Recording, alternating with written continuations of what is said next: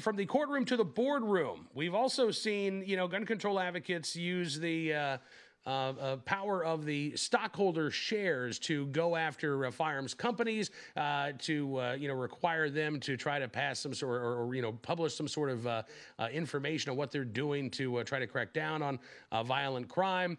And we've also seen any number of corporations speak up in support of more gun control laws. You had a number of organizations that recently dropped ties with the NRA. And interestingly enough, the CEO of United Airlines was actually questioned about this recently by David Almasi from the National Center for Public Policy Research, the Free Enterprise Project. And David is with us on the program right now. David, how are you, sir? Doing great. Thank you. Absolutely. I appreciate you coming back on the program. And this is becoming sort of a habit for you, actually, going to these shareholder meetings, talking to these corporate bosses and asking them some questions that they probably really would not prefer to get asked, much less answer. But these are questions that I think are very useful questions. So when you went to this United shareholders meeting, what did you have? What questions did you have for the United CEO?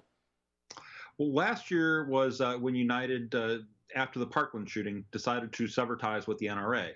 And so we questioned him back in 2018 saying, why did you do this? And he said it was a personal decision. And that was criticized by financial experts as well as criticized by people in his company. Inc.com did a story where they found out that 4-to-1, United employees were against the idea to cut ties, and those that did were probably against the NRA in the first place. So we went this year to say, hey, would you like to possibly change your mind? Would you like to explain why you felt as CEO you could make a personal decision? And he doubled down, saying that we took him out of context, and he was talking about he was making a personal decision as the head of the United family. To which I was asking him what other things he might do in the future, and he was not happy to hear that kind of questioning. Well, yeah, because he had said that this was a personal decision, right, that he made as the CEO of a publicly held company, and got some grief, for that. You mentioned and you talk about this Inc. survey of United employees that was asked, okay, what do you think about this policy?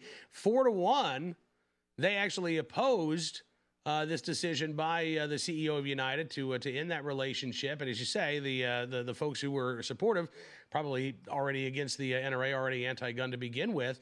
What was his response when you said, look, you said this was personal, this was basically a quote-unquote family decision at United?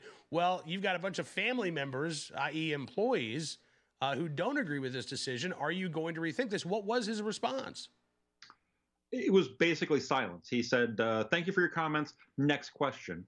Because I brought up the idea, if you're going to consider yourself the father of this family, what other decisions are you going to make? And the two examples I gave him were, are you going to break ties with Purdue Pharma because they make opioids and marketing opioids? And surely members of the United family have been affected by opioid abuse. And the second was, kiddingly, Game of Thrones. Is he going to cut ties with AT&T or HBO because the United family is not happy with the way the series ended?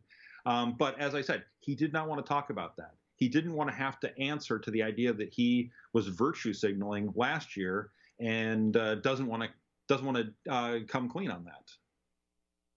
Well, listen, David, I appreciate you asking the questions, even if you didn't get any good answers, and hopefully.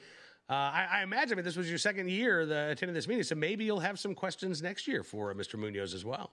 I think we'll be back next year to find out what happens, because people can vote with their dollars. The consumers can, and there's plenty of airlines to go to. And now that he's made a statement against gun owners everywhere, there's certainly other options for people to use. And it's in the case of Dick's, where we went to the Dick's Sporting Goods meeting last year, they've lost $150 million because of their political decision. It'll be interesting to see how this might affect United in the long run, and be able to go back and ask Mr. Munoz about that. Absolutely. David Almasi, Vice President of the National Center for Public Policy Research and the Free Enterprise Project. Thank you, sir, for coming on the program. Thanks for asking those questions, and look forward to talking to you again very soon. Anytime. Thank you. You bet. All right. So And isn't it interesting? Just like the anti-gun politicians that are running for president right now, they don't really want to answer those questions. All right, so